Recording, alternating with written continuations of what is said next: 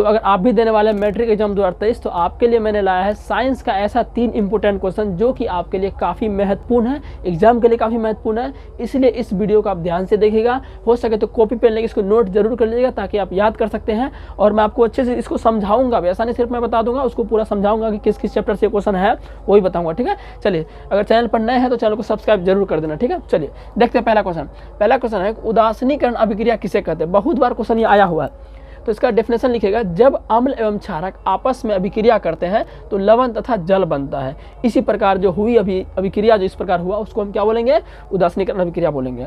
याद रख लीजिए, अम्ल के साथ जैसे ही क्षारक मिल जाएगा समझ जाइए लवण और जल मिलेगा। आपको ये मैथ का सूत्र भली भांति पता होगा कि a + b का होल स्क्वायर क्या होता है, a² + b² + 2 भी होता है। सेम उसी तरह आपको याद रख लेना है, जैसे हमको अम्ल दिख जाए उसके साथ क्षारक मिला जाए तो लवण आपका जल बनेगा तो बनेगा, ठीक है। अब अम्ल की जगह कौन होगा, अम्ल ले लीजिए, हम अम्ल की जगह HCl ले लीजिए। जैसे आपकी a + b की जगह किसी को मन बैठाते हैं, कभी कभी बैठाते हैं ना, उसी तरह समझिए। तो अम्ल की जगह हम कौन होगा, अम्ल ले लिए तो HCl ले लिए, और क्षारक की जगह भी कौन हो, क्षारक ले लीजिए, तो क्षारक आपका ले लिए NaOH, ठीक है। इसको बोलते हैं सोडियम हाइड्रोक्साइड और ये हाइड्रोक्लोरिक अम्ल। तो जैसे ये दोनों अभिक्रिया करेगा, जल तो पहले बन जाएगा आपका, यहाँ प्लस लिख दिए, जल में तो कोई दिक्कत है नहीं, जल का सूत्र H2 होता है। अब लवण क्या, लवण के बदले में आ जाएगा NaCl, और ये NaCl कैसा है मैं बताता हूँ। Na आपका जो होता है वो होता है प्लस, देखिए Na आप Na पर जो चार्ज होता है वो +1 चार्ज होता है, और Cl पर चार्ज होता है -1। तो +1 -1 खत्म हो गया, यानी कि बैलेंस हो गया, उदासीन हो गया, तो बचा क्या, NaCl। तो NaCl आपका और OH और H मिलकर क्या बनेगा, 1H 1H 2H और 1, तो 2HO यानी H2O, ये आपका जल हो गया, ठीक है। इस तरह से उदासीनीकरण अभिक्रिया का एक एग्जाम्पल दे दीजिएगा, आपको फुल मार्क्स मिल जाएगा। 2 नंबर का ये सवाल आता है। नेक्स्ट क्वेश्चन देखिए, कह रहा निम्न यौगिकों का संरचना सूत्र लिखिए। बहुत बार सब क्वेश्चन आता है, इसलिए मैं आपको करवा रहा हूँ चुन के, एक भी क्वेश्चन बाहर नहीं जाने दूंगा। साइंस में 95 आपको दिला कर रहेंगे, ठीक है ना। देखिए कह रहा है क्लोरोप्रोपेन का संरचना सूत्र लिखिए। देखिए क्लोरोप्रोपेन, क्लोरो का मतलब तो सीधा समझ गया कि Cl का मतलब क्या होता है, क्लोरीन या क्लोरो। ये जो क्लोरो यहाँ पर देख रहा है ना, इसको बोलते हैं विषम परमाणु, और ये आपका चौथा चैप्टर से है, इसको बोलते हैं विषम परमाणु यानी कि क्लोरीन।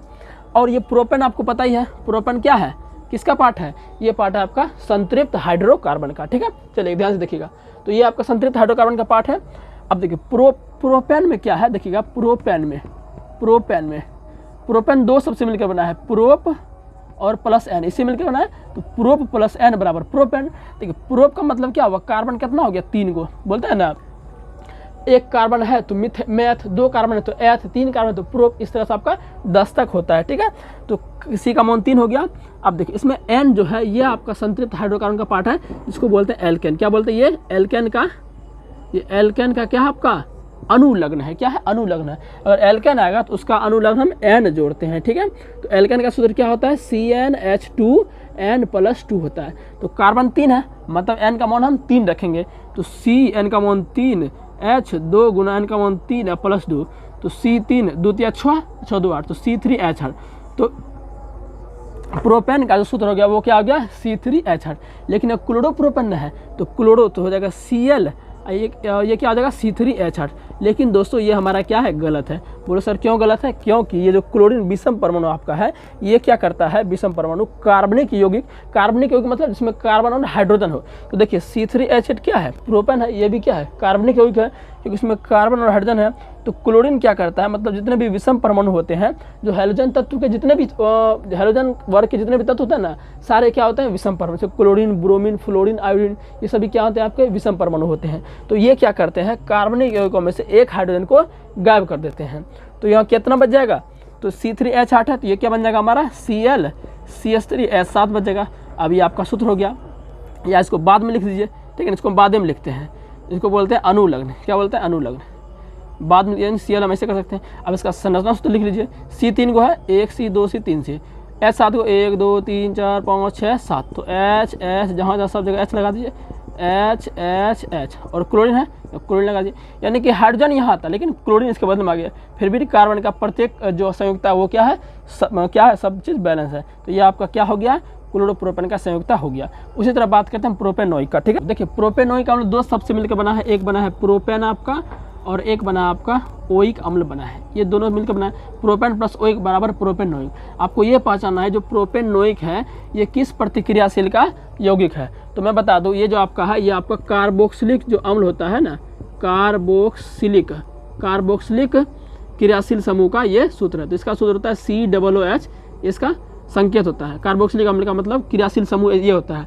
अब इसका सामान्य सूत्र क्या होता है, उसी सामान्य सूत्र के बदले आपको सूत्र निकालना है। तो इसका सामान्य सूत्र होता है CnH2n + 1 × COH। ये आपको अनुलग्न लगा। अनुलग्न का मतलब होता है जो बाद में जोड़ते हैं।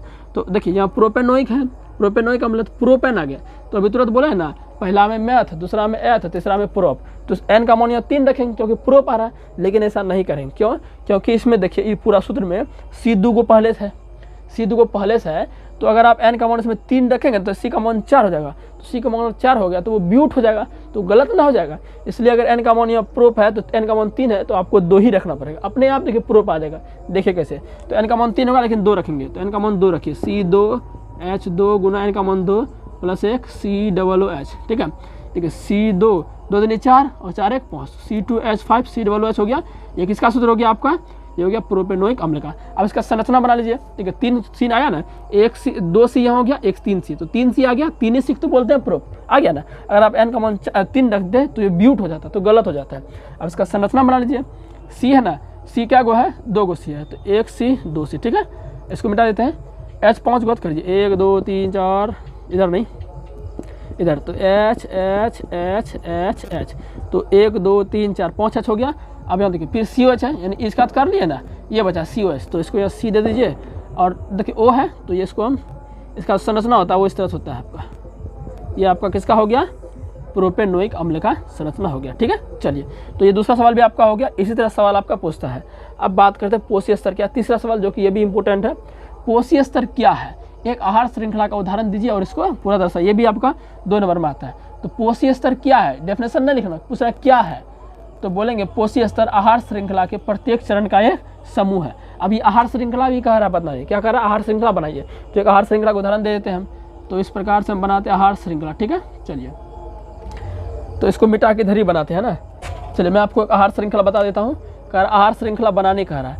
तो देखिए आहार श्रृंखला में क्या होता है, सबसे पहले जो नीचे होता है वो उत्पादक होता है। थोड़ा इसको बड़ा बना लेते हैं। उत्पादक बड़ा होता है, फिर ये छोटा धीरे धीरे होते जाता है, धीरे छोटा हो जाता है। तो सबसे नीचे जो होता है उनको उत्पादक बोलते हैं। तो हम इसमें रख देते हैं पौधा। क्या रख देते हैं, पौधा रख देते हैं। फिर पौधा कौन खाता है, तो पौधा दोस्तों खाता है वो आपका खाता है टिड्डा खाता है। कौन खाता है, टिड्डा। कौन खाता है, टिड्डा खाता है। और फिर टिड्डा वही छोटे मोटे कीड़े मकोड़े जो होते हैं। टिड्डा फिर किसको, टिड्डा फिर कौन खाता है, मेढक खाता है। क्या कौन खाता है, मेढक खाता है। और फिर मेढक को कौन खा लेगा, मेढक को आपको खा लेगा सांप खा लेगा। फिर सांप को कौन खा लेगा, सांप को आपका मोर खा लेगा। इस तरह देखिए ये कैसे हमारा आहार श्रृंखला बन गया। ठीक है, तो ये 3 इंपॉर्टेंट क्वेश्चन था जो कि हमने आपको बताया। बहुत ही है, इसको याद जरूर कर लेना। ठीक है ना, और एग्जाम में आपके 100% आएगा। इसी तरह से मैं आपको सब चीज़ का कराता रहूँगा। आप चैनल को सब्सक्राइब जरूर कर लीजिए और बेल आइकन दबा दीजिए। ठीक है।